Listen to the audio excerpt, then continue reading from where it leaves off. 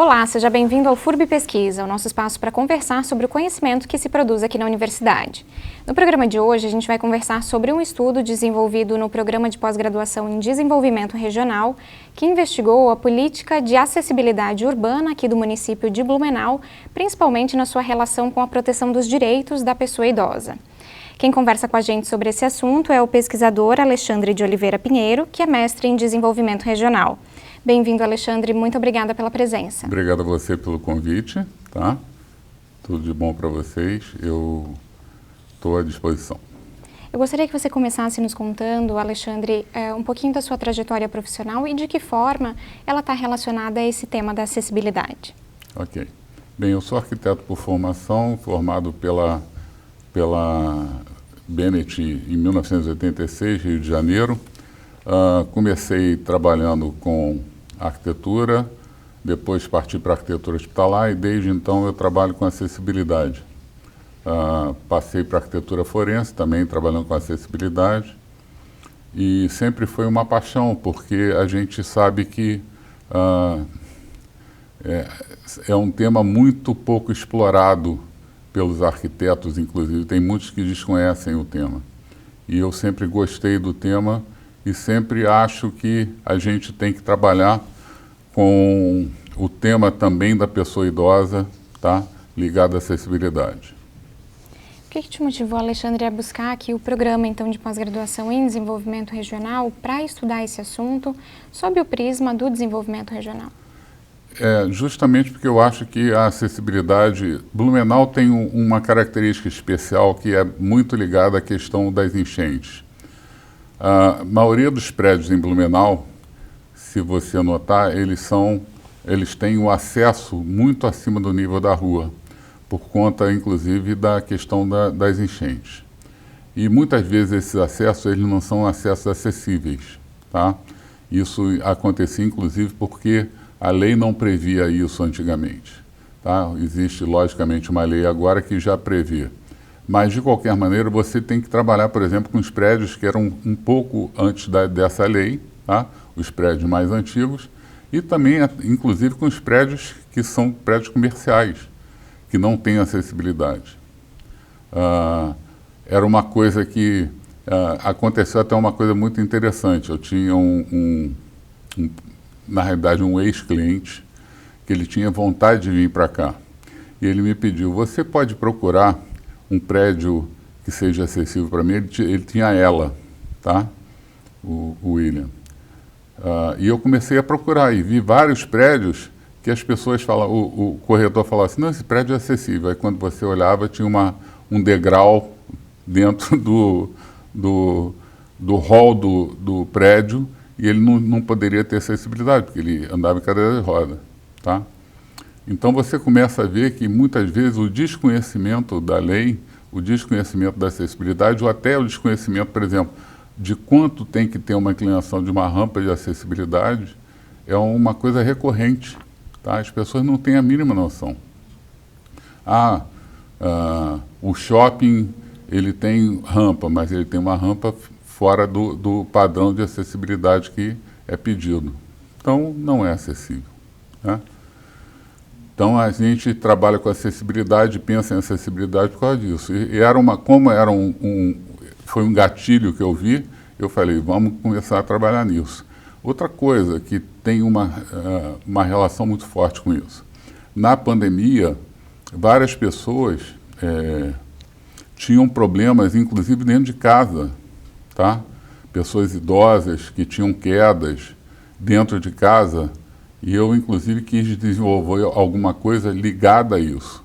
As pessoas não têm a casa preparada para acessibilidade, tá? Então, por exemplo, imagina na pandemia você não podendo ir para o hospital e você tendo um problema de acessibilidade na sua própria casa, não no seu prédio, né? Na sua avaliação, no âmbito acadêmico, existe ainda uma lacuna de conhecimento sobre esse assunto, essa questão da acessibilidade, sobretudo relacionada à pessoa idosa? Sim, eu acho que sim. Tanto que a gente criou, no meu projeto, eu tentei criar 3 mecanismos, tá? Foi muito ajudado, inclusive, pelo professor Oclinger, pelo professor Fábio, em relação a isso. eu queria criar lacunas, eu queria fechar lacunas.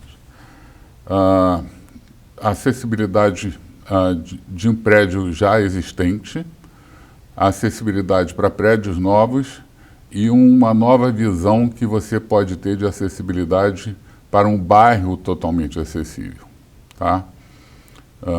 Isso possibilita que o idoso possa, num futuro próximo, morar onde mora, tendo acessibilidade dentro da casa dele, mas aí é uma questão dele, ele poder escolher um local, e quando eu falo idoso, eu falo assim, a pessoa que pensa também no seu futuro, tá? Porque o que acontece é o seguinte, muitas vezes a pessoa de 20 anos de idade vai querer comprar um imóvel para o seu futuro e ele tem que saber se esse imóvel é acessível ou não, porque ele está pensando no futuro dele, tá? Eu conheço pessoas com 20, 25 anos que já têm problemas de locomoção, tá? E elas já pensam no futuro dela. Bem, basicamente é o seguinte, é a criação do selo acessível, né? Que é para imóveis existentes. A implantação do decreto, existe foi assinado à véspera da pandemia um decreto que possibilita que você, ao comprar um prédio novo, um apartamento novo, se o prédio estiver na planta, ainda sem construção, você comprar na planta, você pedir, fazer uma requisição que esse prédio, que esse apartamento seja entregue para você com total acessibilidade, sem custo nenhum para o adquirente. Ninguém sabe disso. Ninguém sabe disso. Eu, quando eu comecei a ler, quando eu comecei a pesquisar tudo, eu descobri que esse instrumento existe e não é utilizado. Você imagina o benefício que isso pode trazer para a população. E a criação de um novo bairro acessível, tá? Para as cidades. Blumenau é uma cidade que tem esse potencial imenso, né? Por ser uma cidade segura, por ser uma cidade que tem uma infraestrutura muito boa e por ser uma cidade que tem esse pensamento, né? O raciocínio que as pessoas têm que ter qualidade de vida. Tá? Eu não sei se eu posso entrar nesse assunto, mas eu acabei, esse mês passado, eu acabei fazendo uma visita à cidade que mais cresce nos Estados Unidos. É uma cidade só de idosos, acima de 55 anos. Tá? É uma cidade totalmente projetada para idosos. Então você tem, por exemplo, a travessia de rua, ela tem um tempo especial que não é a mesma travessia de rua que tem aqui. O sinal tem um tempo especial, as calçadas são acessíveis, tá? Tudo que você puder imaginar. Então, assim, existe uma consciência. É uma cidade de vamos colocar assim, ela foi construída por uma iniciativa privada, tá? Então é uma cidade quase particular, tá? De uma família, ela que começou a construir. Mas nada que não possa ser feito um modelo pensando no dele em outras cidades, por exemplo, aqui no Brasil. Hoje, o mundo todo já está pensando nisso. Portugal, por exemplo, ela pensa em levar idosos para Portugal, tanto que eles abrem espaço para, se você tiver uma aposentadoria, dependendo do valor que você tem de aposentadoria, você pode ir para lá morar com visto de moradia lá. A Itália pegou uma cidade chamada Flumini Maggiore. A cidade foi abandonada porque acabou a mineração, foi para as cucuias. Eles simplesmente pegaram a cidade, fizeram um convênio com a Universidade de Cagliari e hoje a cidade está sendo toda transformada para ser uma cidade só de idosos. O México tem a AMAR, que é uma associação, tem vários condomínios para idosos. Sul da Espanha, hoje em dia, tem um monte de cohousing. São prédios onde só idosos moram. A França, a mesma coisa. Então, é uma tendência mundial e a gente tem que pensar nisso, porque em 2059, o Brasil vai ter mais pessoas acima de 60 do que abaixo de 30. O envelhecimento ativo, né, é um conceito muito importante para a tua pesquisa, para o teu estudo, né? Tem como explicar para a gente, em linhas gerais, sintetizar o que significa esse conceito do envelhecimento ativo e por que é importante que a gente pense nele considerando essa transição demográfica, esse envelhecimento da população? Sim, eu sempre faço uma relação do seguinte: a cada ano que você envelhece, você está subindo um degrau, tá? O envelhecimento ativo é como se você, num determinado momento da sua vida, você, ao invés de subir mais um degrau, você tivesse uma idade maior, mas se você tivesse um patamar de vida maior também.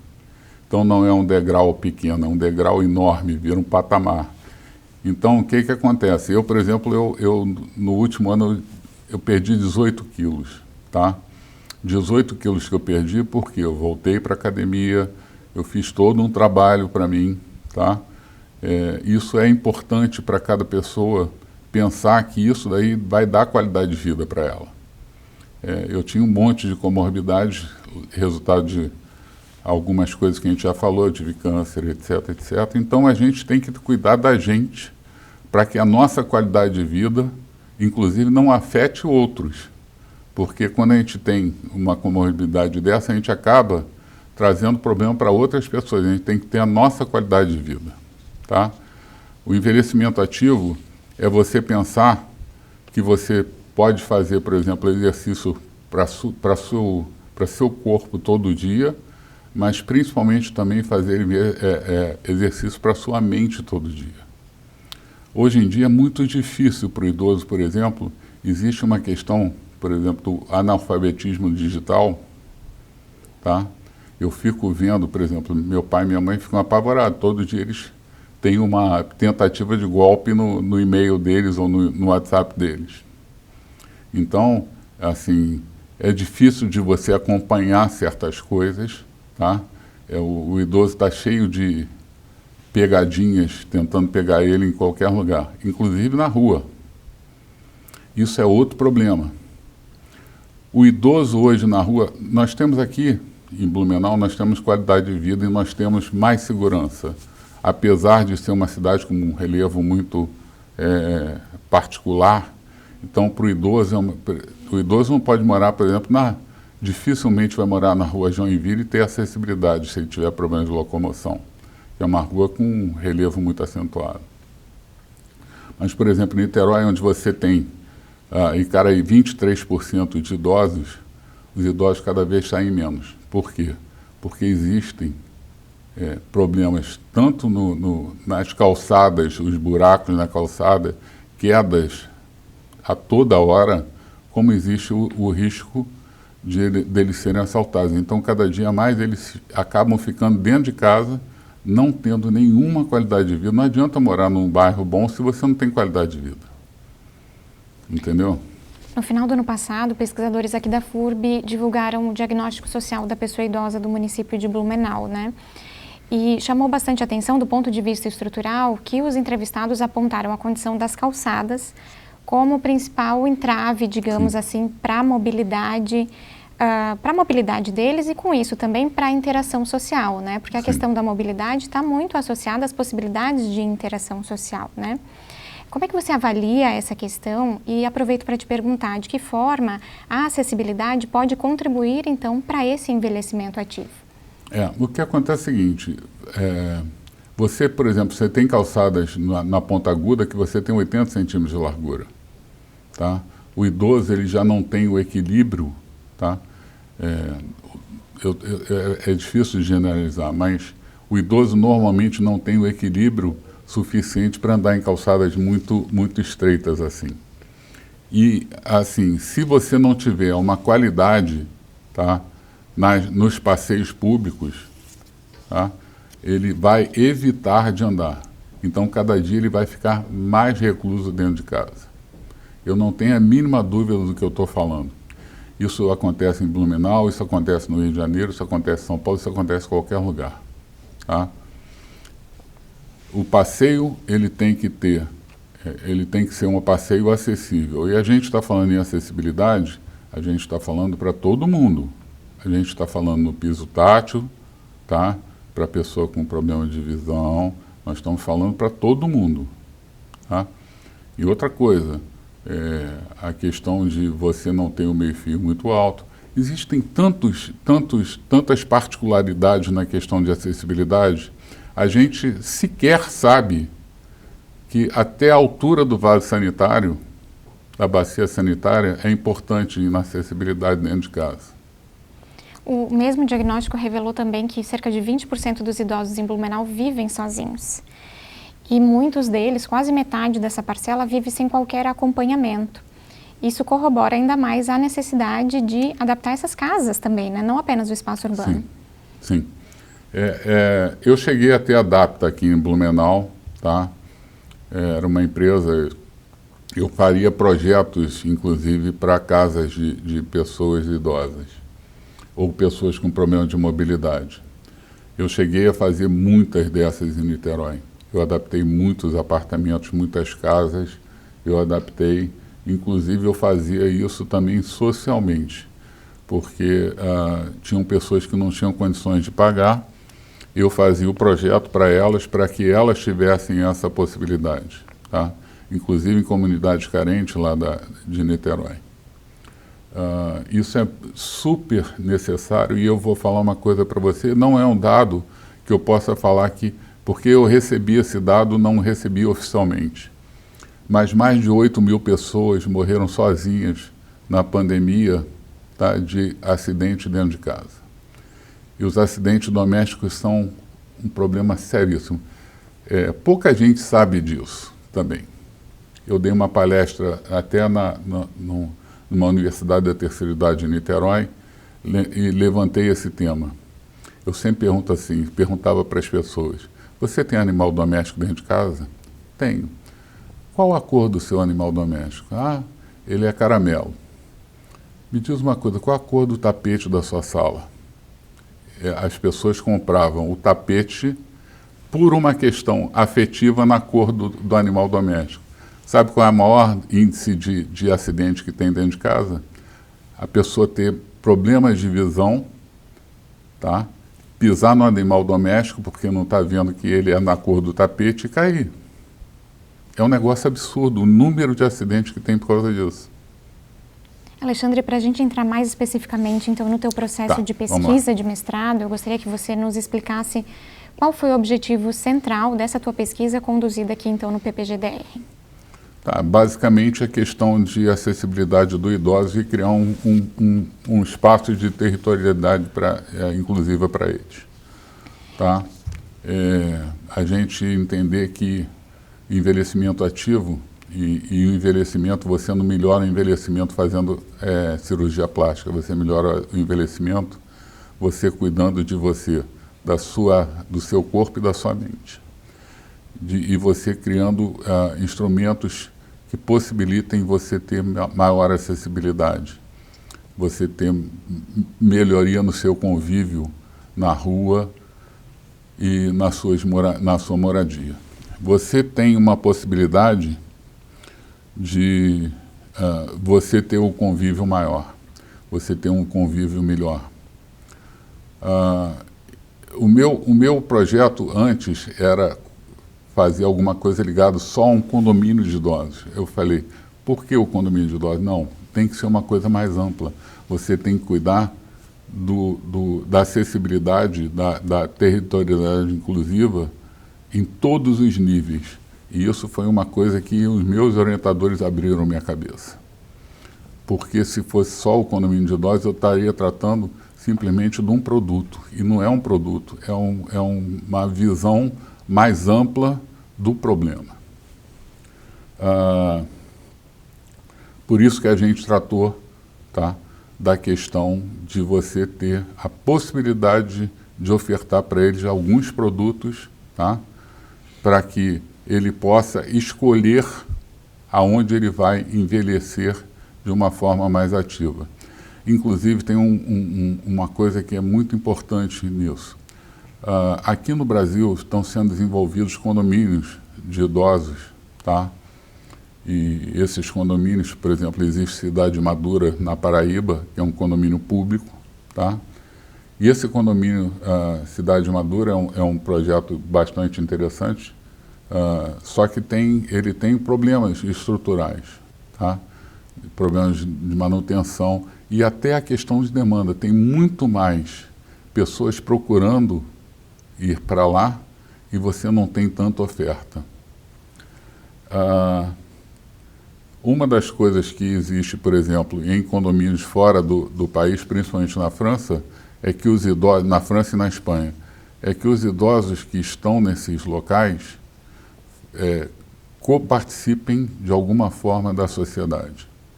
Muitas vezes fazendo um trabalho que o envelhecimento ativo para mim é isso.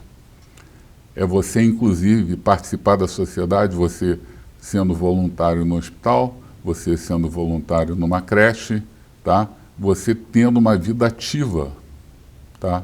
Mesmo você sendo idoso, porque você pode participar disso. Você você não para de trabalhar, você não se aposenta para ficar simplesmente parado.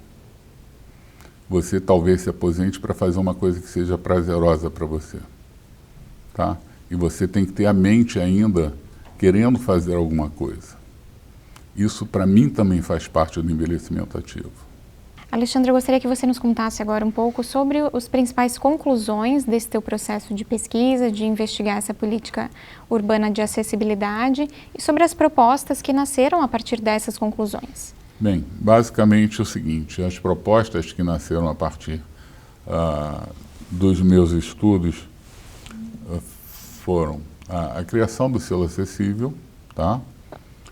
Que engloba pessoas que ou moram num local que não tem acessibilidade e que podem vir a ter acessibilidade, porque a partir do momento que se faça um laudo e se detecte que tem problemas na área comum dos prédios, o condomínio é obrigado a fazer algum tipo de modificação. Para as pessoas que vão comprar prédios novos, a gente conseguiu achar uma lei que pode facilitar a vida delas, mesmo quem vai planejar o seu futuro, né? Você pega pessoas que já pensam no seu futuro, elas podem adquirir o apartamento já com acessibilidade, e a proposição de você criar o bairro acessível. Bairros, inclusive com condomínios, porque a gente trata de condomínios públicos, condomínios privados, e muito importante, com o comércio ligado a esse tipo de público, com a mobilidade urbana ligada a esse tipo de público, tá? Com equipamentos urbanos ligados a esse tipo de público. Então você tem uma coisa muito direcionada. Lógico que isso daí é um projeto que eu acredito que seja viável, tá? Mas que é um projeto muito grande, é uma proposta muito grande. Mas eu acho que é uma proposta muito importante, inclusive, na minha opinião, quem sair na frente, os municípios que saírem na frente nesse tipo de proposta, eles vão ter muito sucesso, porque a população ou está envelhecendo ou está tendo um pouco mais de consciência de que tem que ter um espaço urbano mais organizado e mais voltado para o seu futuro, tá? Pensando nessa perspectiva de planejamento de futuro, quais são os aspectos que as pessoas que estão planejando o seu futuro devem observar, por exemplo, no momento de comprar essa residência, e também quais são os aspectos que os municípios podem implementar no sentido de melhorar a acessibilidade do espaço urbano? Existe um conceito de desenho universal, que esse conceito de desenho universal que surgiu, por exemplo, quando você chega no aeroporto de Bangkok, você vai ter uma placa pelo menos com uma outra, você vai ter a placa com uma outra língua, tá? Para que você faça identificação. Você pensa sempre no ser humano de uma forma mais ampla.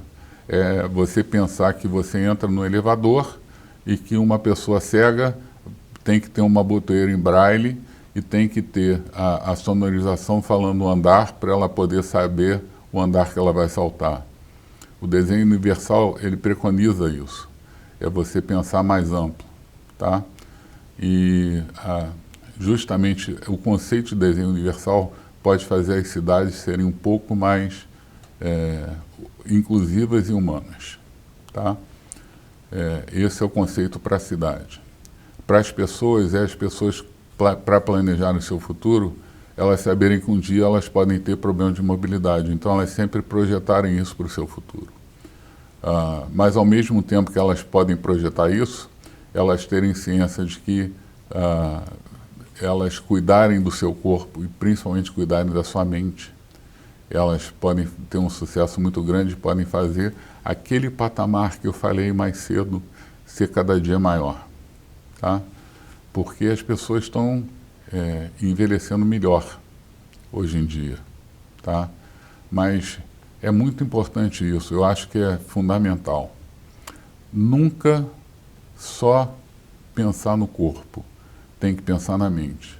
Eu estudo todo dia, independente de qualquer coisa e de qualquer outro estudo, eu estudo 1 hora por dia para a minha cabeça, para eu lembrar de coisas, para eu fazer memorizações, eu estudo muito, eu faço exercícios para a minha cabeça. Não adianta eu fazer só para o meu físico, tá? Então é uma coisa que eu acho que todo mundo deve pensar. Bom, no programa de hoje nós conversamos com o pesquisador Alexandre de Oliveira Pinheiro, que é mestre em desenvolvimento regional. Muito obrigada, Alexandre, pela tua presença hoje aqui. Eu que agradeço, tá? Espero ser sempre útil.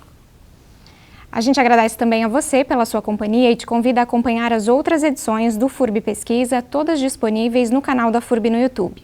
O programa de hoje termina aqui. Até a próxima.